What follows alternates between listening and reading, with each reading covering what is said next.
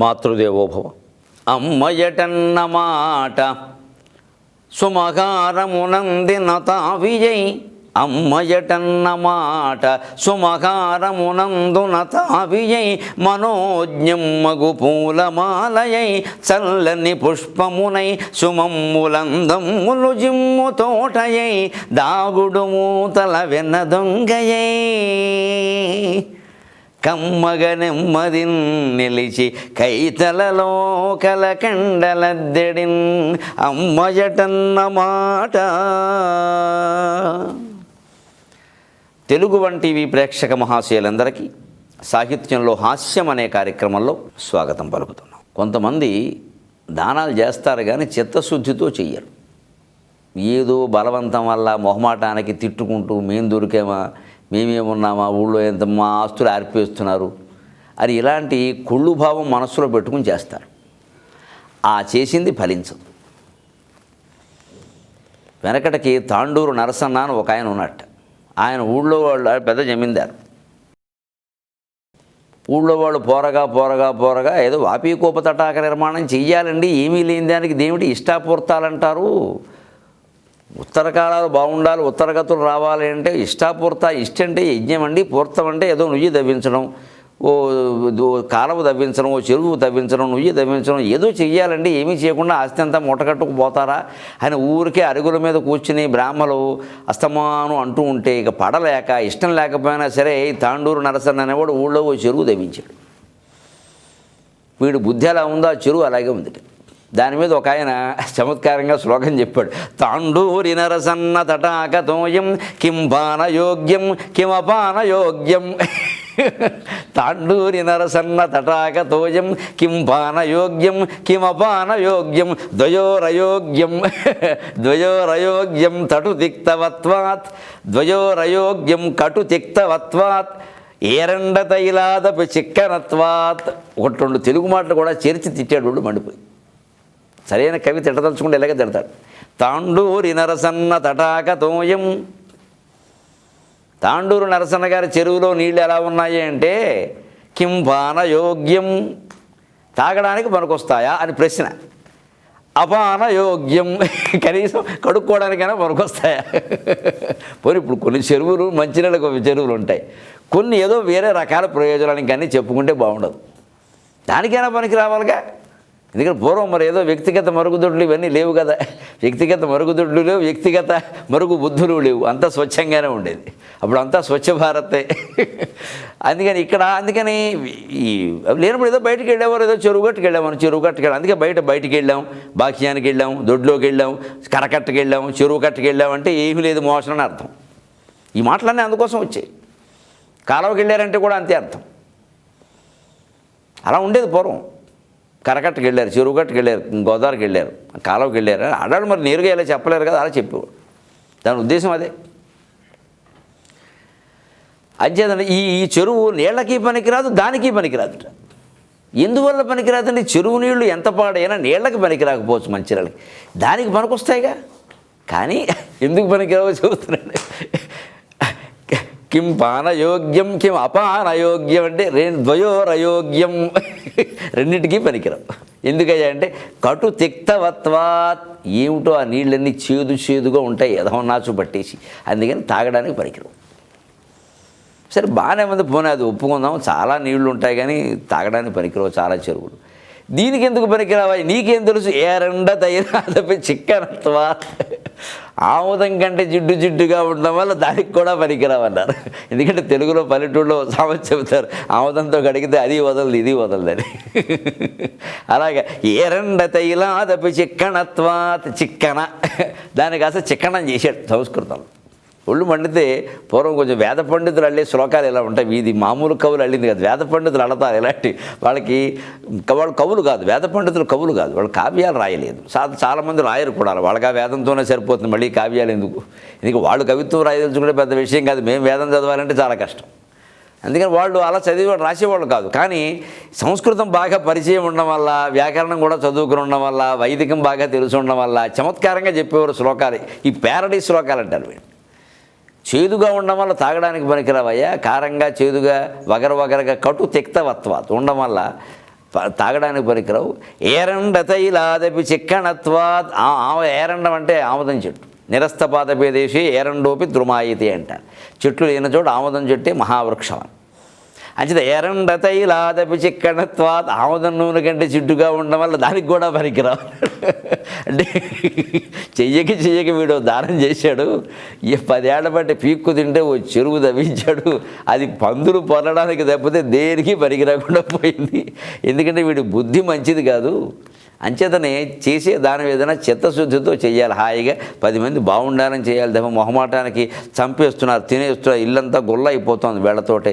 ఇవ్వకపోతే పరువు పోతుంది, బయట చెప్తారు కూడా ఏదో బారేయండి అని ఆడాళ్ళు అనడం, వీడు విసుక్కుంటూ వీడివ్వడం అలా చేయకూడదండి ఇప్పుడు. అందుకే మనకి సంప్రదాయంలో చక్కగా కాళ్ళు కడగడం, చేతులు కూడా కడగడం, చేతులు తడపడం అంటే చేతులు తడిపితే ఏదో ఒకటి ఇస్తారు. అందుకే చెయ్యి తడపడం అంటే ఏదో ఒకటి ఇవ్వడం అనే మాట వచ్చింది. దానం ఇచ్చే ముందు చెయ్యి తడప, ఎందుకంటే ఆ మహానుభావుడు ఎప్పుడు కడుక్కున్నాడో ఆ చెయ్యి, అందుకని మనం కడగాలి ఒకసారి. అప్పుడు ఆ వస్తువు అందులో పెడితే పవిత్రంగా ఉంటుంది. అనంతనే ముందు చేతులు కడుక్కోవడం ఎందుకు మరి? అలాగే ఏం పెట్టినా చేతులు కడగమన్నారు. అప్పుడు భార్య నీళ్లు పోయాలి, భర్త కడగాలి. భార్యలు ఎవరు పరపురుషుల యొక్క కాళ్ళు చేతులు కడగకూడదు, అది మంచి పద్ధతి కాదు. అందుకని భర్తే కడగాలి. అవసరమైతే అంత గౌరవం ఉంటే అందరికీ కడగమని కూడా కాదు, భర్తే చేయాలి ఆ పని. భార్య నీళ్లు పోస్తుంది అంటే భార్య నీళ్లు పోసిందంటే ఆవిడ పాత్ర కూడా అందులో, మరి పాత్ర పట్టుకుని నిలబడిందిగా ఆవిడ పాత్ర ఉన్నట్టే. అంటే రేపొద్దున నాకు తెలియకుండా అన్ని దార పోసేసారు, దుబారా అయిపోయింది అనడానికి లేదు. నువ్వు నా నీళ్లు పోసావంటారు అనమాట. నువ్వు నీళ్లు పోసావు, నేను నీళ్లు వదులుకున్నావు, ఇద్దరం కలిసి నీళ్లు వదులుకోవడమే చెప్పచ్చు. ఇది విశేషం. అందుకని ఆ తాండూరి నరసన్నదటాకతోయం కింపానయోగ్యం కిమపానయోగ్యం ద్వయోరయోగ్యం కటుతిక్తవత్వాత్ ఏరండతైలాదపి చిక్కణత్వాత్ అన్నారు. ఎంత చక్కగా చెప్పారో చూడండి. ఇలాగే కొన్ని తెలుగు పదాలు కలిపిన సంస్కృత శ్లోకాలు కొన్ని ఉంటాయి, అవి చమత్కారంగా ఉంటాయి. అన్నాతురాణాంన ఉడికిర్న ఉడక, నిద్రాతురాణాంన మెట్టర్న పల్ల, అర్ధాతురాణాంన మంచిర్న చెడ్డ, కామాతురాణాం నముసలిర్న పడుసు. ఎందుకంటే సగం సగం సంస్కృతం వచ్చి సగం సగం తెలుగు వచ్చిన వైదిక పండితులు సరదాకి చెప్పుకునే మాటలు. వాళ్ళు వేద పండితులు పాపం ఈ శ్రావణ మాసంలో పుడతాయండి ఇలాంటివన్నీ. ఇలాంటి చమత్కార శ్లోకాలకి పుట్టినిల్లు శ్రావణ మాసం.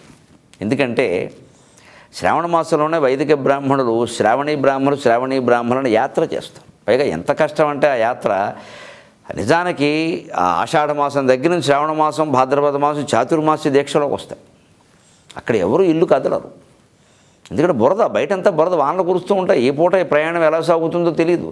ఎప్పటిలాగా ఏమైనా తారు రోడ్లు ఉన్నాయి, ఏమైనా జాతీయ రహదారులా వెళ్ళాలి, కుదరదు అలాగ. అందుకని ఈ పెళ్ళిళ్ళ ప్రయాణాలు ఇవన్నీ ఏవి కూడా ఆ కాలంలో పెట్టుకునేవారు కాదు, ఇంట్లోనే ఉండేవారు. పైగా ఆ 4 నెలలు సుఖంగా ఉండాలి కూడా, మిగిలిన 8 నెలలు కష్టపడి సంపాదించుకోవాలనే సామెతలు కూడా పుట్టాయి.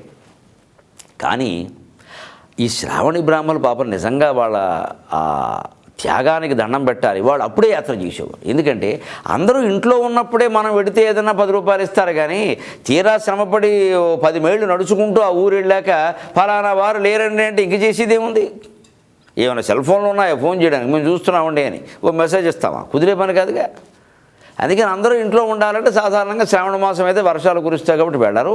అంటే వీళ్ళు కాళ్ళకి చెప్పులు ఎలాగో వేద పండితులు సాధారణంగా వేసుకోరు కాబట్టి హాయిగా ఈ బురదలో ఏమైనా సరే బురదే బూట్లు అనుకుని శుభ్రంగా నడుచుకుంటూ వెళ్ళడం. వాళ్ళ ఇంటి ముందుకు వెళ్ళి కాస్త బిందె నీళ్ళు ఇవి పెట్టేవారు, అక్కడ కాళ్ళు కొడకూడదు, సుఖంగా కూర్చోవడం. లోపలికి వెళ్ళగానే దాదా పురస్తాద్య ముదాజహార అన్నం ఇషేత్ ఫోర్జేత్ ఏదో ఓ పనస అందుకోవడం, దేవానో దేవానో నో దేవా దేవా దేవానో దేవా అంటే మా చిన్నతనంలో మేము వింటుంటే ఇది ఏదో ఇంగ్లీష్ మాట, నో దేవా దేవానో దేవా అంటే దేవుడు లేడని వాళ్ళే చెబుతున్నారా అనుకునేవాళ్ళు.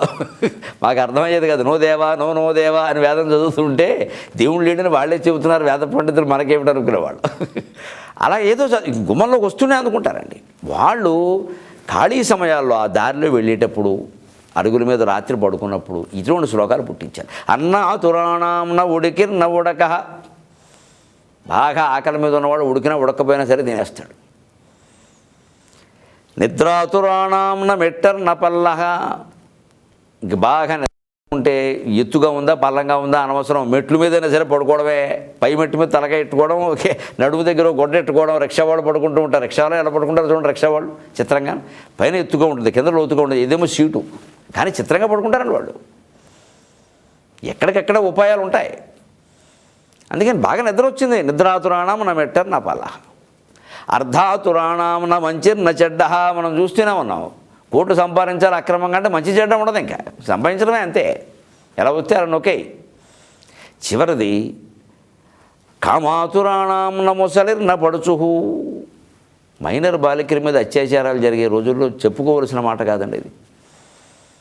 పోనీ కామవాంఛ ఉన్నవాడు వయసులో ఉన్న అమ్మాయిని చూస్తే ఇదేంటి చిన్నపిల్లలు ఏమిటి అంటే వీడికి ముసలి పడుచు భేదం కూడా లేదయ్యా. ఇది నిజానికి ఏదో సరదాకి చెప్పిన మాటలా ఉన్నప్పటికీ మనమంతా తెలుసుకుని జాగ్రత్త పడాల్సిన విషయం ఇది. అయ్యో ఇదేమిటి ఇలా అయిపోయిందని. అందుకని అనేక రకాల అన్నాతురాణం న ఉడికిర్ న ఉడక, నిద్రాతురాణం న మిట్టర్న పల్లహ, అర్ధాతురాణం న మంచిర్న చెడ్డక, కామాతురాణం నముసలిర్న పడుచు. ఇలాగా సంస్కృత శ్లోకంలో సంస్కృత మాటల్లో తెలుగు మాటలను కూడా చేర్చి చక్కగా విచిత్రమైనటువంటి విన్యాసంతో చెప్పారు. దీన్ని మణిప్రవాళ శైలి అంటారు. మణిప్రవాళ శైలి అంటారు దీన్ని. అంటే ఒక భాషలో రెండో భాష కూడా కలిసిపోయినట్టుగా ఉండమన్నమాట. అలాంటి దాన్ని మణిప్రవాళ శైలి అంటారు. ఈ వారం ఒక చమత్కారమైనటువంటి 3 జాతీయాలు ఇవి విద్యా విధానానికి బాగా ఉపయోగపడతాయి. ఏ వయస్సు వారికి ఎలా చదువు చెప్పాలి, తల్లిదండ్రులు చెప్పినా పాఠశాలలో వారు చెప్పినా, లేదు ఒక కౌన్సిలింగ్ ఒకటి బాగా అలవాటు అవుతుంది ఈ మధ్యన, మానసికమైనటువంటి శిక్షణ, మనశ్శిక్షణ, దానికి కూడా ఇది బాగా ఉపయోగిస్తుంది. మార్జాల కిశోర న్యాయం, గోవత్స న్యాయం, మర్కట కిశోర న్యాయం అని 3 ఉన్నాయి. 3 న్యాయాలు. న్యాయం అంటే ఇది కోర్టులో న్యాయం కాదు. న్యాయం అంటే ఒక పద్ధతి విధానం అని అర్థం. సంస్కృతంలో న్యాయాలు అంటారు వీటిని. అలా జరిగిందండి. శాఖాచంద్ర న్యాయం అంటారు, తెల్లతండుల న్యాయం అంటారు. జుట్టు అక్కడక్కడ తెల్లబడి మొత్తం నల్లగానే ఉంటూ అక్కడక్కడ తెల్లబడితే తెల్లతండుల న్యాయం, నువ్వులు బియ్యం కలిపి ఆరబోసినట్టుగా ఉందంటారు. కొమ్మ మించి చూస్తే చంద్రుడు కొమ్మ మీదే ఉన్నట్టుగా కనపడతాడు, కానీ కొమ్మ మీద లేడు, ఆకాశంలో ఉన్నాడు. కానీ మనం కొమ్మ మీద చూస్తుంటే చంద్రుడు కొమ్మ మీద ఉన్నట్టు కనపడతాడు, దాన్ని శాఖాచంద్ర న్యాయం అంటారు. అలా కనపడుతుంది కానీ అది కాదని. అలాగే ఈ న్యాయాలు గొప్ప విజ్ఞానాన్ని ఇస్తే, లౌకిక జ్ఞానాన్ని. ముఖ్యంగా ఏ వయస్సు వాళ్ళకి ఎలా చదువు చెప్పాలి. ముందు 15 ఏళ్ల వయస్సు, 15, 16 ఏళ్ల వయస్సు వచ్చి, అంటే మన ఇంచుమించు మన 10వ తరగతి వరకు, 13, 14 ఏళ్ళు వచ్చే వరకు మార్జాల కిశోర న్యాయం. 10 ఏళ్ళు దాటే వరకు మార్జాల కిశోర న్యాయం. 10 నుంచి కాస్త 15, 16 ఏళ్ళు వచ్చే వరకు ఒక 5 ఏళ్ళు గోవత్స న్యాయం. ఇక 16 ఏళ్ళు దాటాక మర్కట కిశోర న్యాయం. అలా చెప్పాలి చదువు. మామూలు వాళ్ళ జీవితంలో మనం నేర్పే విషయాలు కూడా అంతే. 10 ఏళ్ళు వచ్చే వరకు పిల్లలకి చదువు చెప్పేవాళ్ళు ఉపాధ్యాయులు మార్జాల కిశోర న్యాయం. పిల్లి తన పిల్లని పెంచినట్టుగా చెప్పాలి. పిల్లని ఎలా చూసుకుంటుంది. సామెత ఉంది తెలుగులో, రోజుకి 7 ఇళ్ళు తిప్పుతుంది పిల్లి, రోజుకి 7 ఇళ్ళు తిప్పుతుందని. పిల్లలు తిరిగినట్టు తిరుగుతున్నారని అంటారు కూడా, తెగ తిరుగుతుండే. ఊరికి ఏదైనా మాటికి మార్చామనుకోండి ఇళ్ళు అయిపోయాను, పిల్లని మార్చినట్టు మారుతున్నారట. పిల్లికి 5-6 పిల్లలు పెట్టేస్తుంది, అది మంచం వెనకాల పెట్టేస్తుంది. కానీ దానికి భయం కుక్క కూడా తిరుగుతుంది ఇంట్లో కాబట్టి బయట తిరుగుతుంది. ఆ కుక్క వచ్చి తినేస్తుందేమో పిల్లల్ని. అందుకని ఏం చేస్తున్నది, మంచం వెనకాల పిల్లల్ని పెట్టి ఓ 2 గంటలు పోయాక ఆ మంచం వెనకాల నుంచి మొత్తం ఆ పిల్లలు 3 పిల్లలు ఉంటే 3 పిల్లల్ని తీసుకెళ్ళి కొంచెం వెనకాల పెట్టేస్తుంది. మళ్ళీ ఓ 2-3 గంటలకు వచ్చి ఆ కొంచెం వెనకాల ఎక్కడో పెట్టిన పిల్లల్ని తీసుకెళ్ళి బీరువా వెనకాల పెట్టేస్తుంది. ఈ తీసుకెళ్ళేటప్పుడు ఎప్పుడైనా సరే మెడ కరుచుకుని తీసుకెడుతుంది. పిల్లలకి ఏం తెలియదు, అలా పడి ఉంటాయి. పిల్లే మెడ కరుచుకుని తీసుకెడుతుంది. భగవంతుడు ఎంత చిత్రమైన సృష్టి నిర్మాణం చేశాడు అంటే, మనం మనుషులు ఎవరైనా ఒక మనిషిని కరిస్తే వెంటనే రక్తం కాదు విషం వస్తుంది, విషం ఎక్కుతుంది. అంత ప్రమాదం మనిషిని కరిస్తుంది. నరుని కాటు నాగుపాము కాటు కంటే ప్రమాదం అంటారు. కానీ పిల్లి కూరల్లాంటి పళ్ళు ఉన్నప్పటికీ పిల్లని మెడ దగ్గర కరుచుకున్నప్పటికీ దానికి ఏం కాదండి. సృష్టిలో ఇంతకంటే విచిత్రమే ఉందండి. అంటే ఆ పిల్లి తన పిల్లల్ని అలా తిప్పుకోవలసిన అవసరం ఉంది కాబట్టి భగవంతుడు దీని పళ్ళు దానికి గుచ్చుకోకుండా ఏర్పాటు చేశాడు అక్కడ. దాని మెడ అలా ఉండేలాగా, దీని పళ్ళు అలా ఉండేలాగా. ఇంతకంటే భగవల్లీలకి మనకు ఉదాహరణ వేరే ఏమక్కల. పిల్లలకి అంటే బాధ్యత ఎవరిది, ఇక్కడ తల్లిదే. పిల్లలు వేలాడడం తప్పితే చేసేదే ఉంది, ఎక్కడ పెట్టినా దానిదే బాధ్యత. ఒకవేళ కుక్క తినేసాను, అయ్యో నేను తప్పు చేశాను పిల్లి అనుకుంటుంది, కానీ పిల్లలు అనడానికి లేదు. మీరు ఇక్కడ ఉన్నారేమిటో, నువ్వే తెచ్చిపెట్టావు కదా అంటారు. అంటే 10 ఏళ్ల పిల్లాడి వరకు పూర్తిగా ఉపాధ్యాయులది, తల్లిదండ్రులదే బాధ్యత. అతను చదువు వచ్చినా రాకపోయినా, తప్పులు చేసినా ఒప్పులు చేసినా వీళ్ళదే. 10 ఏళ్ల పిల్లల వరకు బాధ్యత. అందుకే అన్నీ నేర్పాలి. ఇంటికి వచ్చిన వాళ్ళకి ఆడపిల్లల చేత మంచినీళ్ళు టిఫిన్లు ఇప్పించమన్నారు, మగపిల్లల చేత దాన ధర్మాలు చేయించమన్నారు.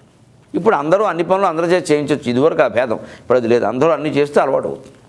ఎందుకంటే వాళ్ళకి చిన్నతనంలోనే మనం ఉన్నది మనం తినడానికి కాదు, నలుగురికి పెట్టడానికి అని ఆ దానం ఇచ్చే సమయంలో అలవాటైతే పెద్దయ్యాక కూడా అలా ఉదారంగా ఉంటారు వాళ్ళు. అది మార్జాల కిశోర న్యాయం. ఇక రెండవది 10 ఏళ్ళు దాటాయి అంటే మనకి ఇప్పుడు ఇంచుమించు 9వ తరగతి ఆ దశకు వచ్చాడు, 8వ తరగతి ఆ దశకు వచ్చాడు. అక్కడి నుంచి ఇంటర్మీడియట్ అయ్యే వరకు ఓ 16 ఏళ్ళు, డిగ్రీలో చేరే వరకు ఓ 16 ఏళ్ళ వరకు, 5 ఏళ్ళు, 11 నుంచి 16 వరకు. అప్పుడు ఎలా చూడాలి? గోవత్స న్యాయం అంటే ఆవు దూడనికి అన్నీ నేర్పినట్టుగా. ఆవు దూడకి ఇంగ్లీష్ మీడియం, తెలుగు మీడియం చదువులేం నేర్పదు, కానీ అరవడం, తప్పించుకోవడం, మందలో ఉన్నప్పుడు ఎలా ఉండాలి, ఒంటరిగా ఉంటే ఎలా ఉండాలి, ఇంట్లోంచి వెళ్ళేటప్పుడు ఎలా నడవాలి, తిరిగి వచ్చేటప్పుడు ఎలా రావాలి, ఇవన్నీ మీకు మన గోవ్యాఘ్ర సంవాదం అని ఉంటుంది. అందులో ఆ గోవు పిల్లకి దూడకి బుద్ధులు చెబుతుంది. హితోపదేశం అనే కావ్యంలో, దోపకొంట నారాయణ కవి గారి కావ్యంలో హాయిగా ఎంత విచిత్రంగా ఈవేళ మన కాలేజీలో పిల్లలకి చెప్పచ్చు ఆ మాటలు. వెంటబడి పొడుచు గోవుల వెంట జనకు, వెంటబడి పొడుచు గోవుల చంట జనకు క్రయ్యబడకు సందడి ఎగుచో. ఎంత చక్కని మాట. కొన్ని పొడిచే గోవులు ఉంటాయి, వాటితో ఎప్పుడు వెళ్ళొద్దు అంటారు. ఎందుకంటే పొడిచే గోవులతో పాటు ఈ దూడ పెడితే ఆ గోవుని కూడా కొడతాడు, ఈ దూడను కూడా కొడతాడు. పైగా క్రయ్యబడకు సందడి ఎగుచో. సందడి అవుతుంది ఎక్కడ, తొక్కిసలాట్లాగా. అప్పుడు గుంపులో చేరిపోకు, ఎందుకంటే కింద పడేసి తొక్కిస్తారు. ఇవాళ తొక్కిసలాటల్లో ఎంతమంది చచ్చిపోతున్నారండి? ఎన్ని చోట్ల పుణ్యక్షేత్రాల్లో తొక్కిసలాట.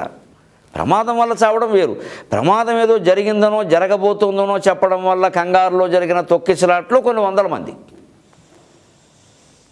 అటువంటిప్పుడు ఆ తొక్కిసలాట జరిగే అవకాశం ఉన్నప్పుడు మనం జనంలోకి వెళ్ళాకంటే విడిగానే ఉంటే బతికితే బతుకుతాం, లేకపోతే లేదు. తొక్కిసలాట కడితే ఖచ్చితంగా చచ్చిపోతాం. ఇది నీతి కదా, వీళ్ళ పాఠాల్లో పెట్టి చెప్పవలసిన విషయం కదా ఇది. ఇటువంటివన్నీ గోవు ఎలా చెబుతుందంటే ముందు నడుస్తూ ఉంటుంది, వెనక్కి చూస్తూ ఉంటుంది, నడుస్తూ ఉంటుంది, చూస్తూ ఉంటుంది. ఇది గోవత్స న్యాయం. అందుకని 9వ తరగతి 10వ తరగతి ఇంటర్మీడియట్లో విద్యాభ్యాసం చేసేటప్పుడు ఉపాధ్యాయుడు చెప్పుకుంటూ వెళ్ళి కాస్త వీళ్ళు చేస్తున్నారా లేదా మధ్యలో తిరుగుతూ ఉండాలి. ఎందుకంటే అది టీనేజ్ అంటారు, 14, 15, 16, 18. అదే ప్రమాదం. అది గోవత్స చూసుకోవాలి, లేకపోతే వాడు తప్పుదారి పెట్టేస్తారు. వాళ్ళే రాసుకుంటారంటే వాడు చెడు. ఇవాళ ఐప్యాడ్లు, ఆవు ప్యాడ్లు కూడా వచ్చి శుభ్రంగా చూస్తూ కూర్చున్నాడు క్లాసులో. వాడు ఏం చేస్తున్నాడో చూడాలి. ఇక డిగ్రీకి వచ్చాడు, 18 ఏళ్ళు దాటాయి, అంతే. మర్కట కిశోర న్యాయం. మర్కటం అంటే కోతి చెట్టు మీద దూకుతూ ఉంటుంది. పిల్ల పట్టుకోవాలి, దాందే పూచి జైమని దూకుతుంది. దూకినప్పుడు పొరపాటు కింద పడింది అనుకోండి, పిల్ల కిందికి దిగి తల్లి కోతి టపామని కొడుతుంది చెంప మీద, పేలిపోతుంది. దెబ్బకి కోతికి పుట్లా సిగ్గులేదు, మనిషికి పుట్టావా? కోతి పుట్టుకు పుట్ల దాని జాత్యభిమానం దానికి ఉంటుంది. మరి కోతి పుట్టుకు పుట్ల మనుషులు ఆలోచిస్తావు, సిగ్గులేదు, గట్టిగా పట్టుకోలేవు అంటుంది. అందుకని లేదమ్మో అని చెప్పదు. ఎందుకంటే అంత వయస్సు వచ్చాక నీ బాధ్యతను వహించాలి.